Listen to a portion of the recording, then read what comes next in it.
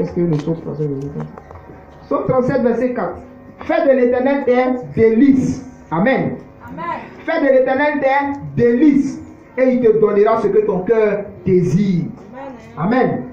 Amen. Amen. Vous voyez, en fait, ici, on se rend compte que c'est vrai que je dois chercher Dieu. On a dit qu'il fallait chercher Dieu.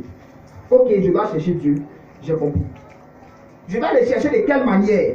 Je dois le chercher en faisant de Dieu ma priorité. C'est-à-dire que je dois être prêt à sacrifier toute chose. Mais la seule chose que je ne dois pas sacrifier là, c'est ma relation avec Dieu. Amen. Amen. Donc, bien aimé, entre le sommeil et chercher Dieu, qu'est-ce que tu dois sacrifier? Pour répondre bien, qu'est-ce que tu dois sacrifier? Tu ne réponds pas bien. Qu'est-ce que tu dois sacrifier, bien aimé? C'est le sommeil. Tu vas dormir demain, tu vas dormir après-demain. Tu vas dormir. Ça ne finit pas, en sommeil là, ça ne finit pas. Et même si Dieu t'appelle avant que lui ne vienne là, le temps où tu es parti et puis son retour là, tout ça là, si tu veux là, considère ça comme le rattrapage du sommeil. C'est-à-dire, peut-être que, vous voyez les gens comme les apôtres, les gens comme les Pierre, Jean, Paul, ils dorment ça fait combien d'années? En fait, depuis que Jésus, ils ont parlé de Jésus, ils sont partis là, jusqu'à présent Jésus n'est pas encore venu. Donc pendant tout ce temps là, ils sont couchés, ils se reposent. Oui. Donc si c'est repos là, tu vas te reposer quand toi-même là. Bon, comme tu es parti aussi, on ne peut pas dire que tu seras fatigué. Mais s'ils étaient assis quelque part, peut-être qu'ils ont dit, mais ah Seigneur, depuis là, vous venez, ça fait 2000 ans on est couché. Vous voyez? Donc le sommeil là, souvent là, il faut sacrifier le sommeil. Il faut sacrifier le sommeil. Entre la télévision et chercher Dieu doit être ta priorité. Amen. Amen. Je ne dis pas de ne pas regarder la télévision. Mais il ne faut pas que la télévision devienne un piège. Tu passes tellement de temps devant la télévision que lorsque tu te lèves, tu as sommeil, tu es fatigué. Tu t'en vas dormir. Pourtant, tu aurais pu te lever peut-être 30 minutes plus tôt, c'est-à-dire éteindre la forêt de regarder la télévision à minuit. Là. Tu aurais pu regarder ça peut-être à 22 heures. Ça te donnait le temps de prier. Au lieu de causer la nuit par téléphone, nous les jeunes, ça c'est pour les jeunes. Causer quand à minuit, 1h, 2h du matin, soit à 4h. Arrête de causer un peu plus tôt pour prier. Mais maintenant, ce qu'on est en train de voir ici, c'est qu'il ne suffit pas de mettre Dieu dans la... Il ne suffit pas de faire de Dieu une priorité. Mais il faut aimer ça. C'est pourquoi ce psaume-là dit, fais de l'Éternel tes délices. Alléluia. Tes délices. Si on met dessus là, s'il y a une grande table ici, et que sur cette table-là, il y a de la nourriture, qu'est-ce que tu choisis? Tu t'en vas vers le plat que tu aimes. Tu t'en vas vers ce que tu aimes. Pourquoi? Parce que ce plat-là, c'est ton délice. Donc, même si tu veux manger plusieurs plats, mais c'est pas lui qui a commencé d'abord. Parce que lui là, tu l'aimes tellement qu'il faut qu'il ait de la place pour lui. Quand tu finis avec lui maintenant, tu peux passer aux autres. Peut-être qu'à cause de ce plat, tu as fait un deuxième tour, un troisième tour. Dieu doit être ton délice. C'est-à-dire que tu dois aimer ça. Tu dois aimer la présence. Ça doit te plaire. Venir à l'église doit te plaire, bien aimé. Ça ne doit pas être une corvée.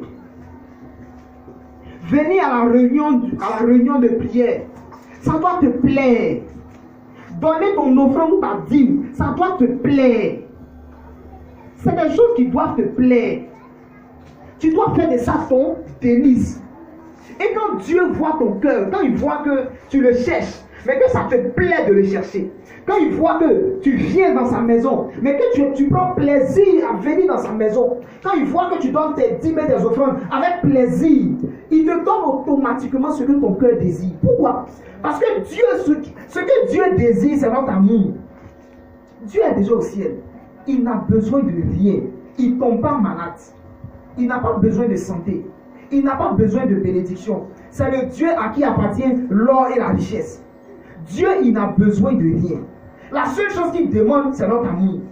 Donc quand Dieu voit que tu l'aimes et que tu fais les choses qui le concernent avec plaisir, il regarde. Parce qu'il voit que tu viens de combler son plaisir, tu viens de lui faire plaisir. Il voulait ton amour, tu lui as donné cet amour-là. Alors Dieu regarde dans ta vie, il dit, mais elle vient de me combler, ou bien mon fils là, il vient de me combler. Je vais regarder dans sa vie, je vais voir ce dont il a besoin. Et quand Dieu voit que tu as besoin d'un travail, tu as besoin de santé, en fait, il ne te demande même pas. En fait, ici, là, ça va loin. C'est-à-dire que souvent, là, tu n'as même pas besoin d'ouvrir la bouche pour demander quelque chose à Dieu. Dieu regarde, il regarde dans ton cœur. En fait, avant même que tu pries, là, Dieu regarde dans ton cœur. Parce que tu lui fais plaisir. Donc, quand tu lui fais plaisir, il veut te faire plaisir. Donc, il n'attend même pas que tu demandes. Parce que si tu demandes là, c'est vrai que tu seras content. Mais, regardez un peu. Quand peut-être, je ne sais pas, si tu as besoin peut-être, je ne sais pas, d'un téléphone, qu'est-ce qui te fait le plus plaisir? Entre que tu appelles quelqu'un pour lui dire, ah, j'ai besoin d'un téléphone. Et puis la personne te donne un téléphone. Ou bien la personne vient et te dit, ah, j'ai remarqué que 2 jours là, tu n'as pas de téléphone. Et je te donne le téléphone. C'est le même téléphone que la personne t'a donné. Mais entre les deux là, c'est quoi qui te fait le plus plaisir? Ce qui te fait le plus plaisir, c'est quand tu n'as même pas eu besoin de demander le téléphone. La personne a vu que tu avais besoin d'un téléphone et la personne t'a donné le téléphone. Amen. Mais souvent là, Dieu veut faire ça en fait. Mais pour que Dieu fasse ça, il faut que toi, tu lui fasses plaisir. Il faut que tu lui fasses. Quand tu finis de lui faire plaisir, Dieu regarde dans ta vie. Il dit, mais non, il m'a trop fait plaisir. Elle m'a trop fait plaisir. Je ne vais même pas attendre qu'elle prie ou je ne vais même pas attendre même qu'elle prie. Je vais regarder dans sa vie pour voir ce dont elle a besoin. Et avant même que tu ouvres la bouche, ce dont tu as besoin est là. C'est là. C'est ça quand on dit la bénédiction te poursuit là, c'est ça. Souvent même la bénédiction te surprend. Tu es là et il y a des choses qui te surprennent. Mais pour ça, bien aimé, la clé, la solution, le secret des gens qui sont bénis, des gens qui réussissent, le secret des gens qui vont jusqu'au bout, c'est des gens qui cherchent Dieu. Parce que si tu ne cherches pas Dieu là, au bout d'un moment, tu seras fatigué. Il y a 2 cas. Si je suis venu à l'église pour obtenir le travail, si je cherche le travail, je suis venu à l'église pour avoir du travail. Moi, c'est pour ça que je suis à l'église. Si je cherche travail là jusqu'à et que je n'ai pas eu, qu'est-ce que je fais? Je m'en vais. Je m'en vais. Je laisse. Je m'en vais. Maintenant, même si j'ai le travail, je vais partir aussi. Pourquoi? Parce que c'était le travail que je suis venu chercher. Puisque j'ai eu le travail, je ne vois pas l'intérêt de rester à l'église. Donc je vais partir. La seule chose, bien aimé, la seule chose qui va te permettre d'aller jusqu'au bout, la seule chose qui peut te permettre de faire 30 ans, 40 ans, 50 ans de vie chrétienne dans la fidélité, c'est chercher Dieu. C'est tout. Ça, c'est le secret de ceux qui vont jusqu'au bout. C'est parce qu'en fait, ils regardent Dieu. Et vous savez, Dieu, vu qu'il est illimité, même quand tu le cherches là, tu finis jamais de le chercher. C'est-à-dire quoi? C'est vrai que tu as la présence de Dieu, tu entends la voix de Dieu. Mais en fait, au fur et à mesure que tu es proche de Dieu, tu te rends compte que jusqu'à présent, là, ce que j'ai vécu avec Dieu là, c'est petit. Il y a encore plus. Amen. Et ça te pousse à aller encore devant. Mais à part Dieu là, toutes les choses de la terre sont limitées. Donc si tu cherches une chose de la terre, au bout d'un moment là, c'est comme si tu es rassasié. Tu es arrivé. Donc cette chose-là, elle ne peut plus te pousser à aller devant. Tu vas arrêter. La seule chose qui ne rassasie pas, la seule chose qu'on continue de chercher, c'est Dieu. C'est Dieu. Quand je dis que ça ne rassasie pas, je ne dis pas que ça ne compte pas. Tu es comblé, tu es heureux, tu es content. Mais justement, tu es tellement comblé, tu es tellement heureux, tu es tellement content que tu te dis, mais non, il faut que je continue. Quand aujourd'hui tu étais dans la présence de Dieu et que cette présence de Dieu t'a fait du bien, le lendemain là, tu as envie encore d'être dans la présence de Dieu. Et après demain, tu as envie encore d'être dans la présence de Dieu. La présence de Dieu, c'est la seule chose dont on ne se lasse pas. C'est la seule chose dont on ne se lasse pas. Mais à part la présence de Dieu, toutes les choses qui sont sur terre, on finit par s'enlacer. On finit par s'enlacer. Si on ne se lassait pas des choses là, les gens n'allaient pas chercher à s'enrichir, Vous voyez les gens qui sont les plus riches du monde. Mais ils continuent encore à chercher l'argent. Pourtant le gars là, même si aujourd'hui il décide d'arrêter de chercher l'argent, il ne peut jamais être pauvre. Même si tous les sorciers de son pays l'attaquent, un gars comme ça là, il ne peut pas être pauvre. Mais il continue à chercher encore l'argent. Pourquoi? Parce que l'argent ne l'a pas satisfait. Rien ne peut te satisfaire, bien aimé. Rien, il n'y a rien. La seule chose qui va te satisfaire et qui va te permettre d'aller jusqu'au bout, c'est la présence de Dieu.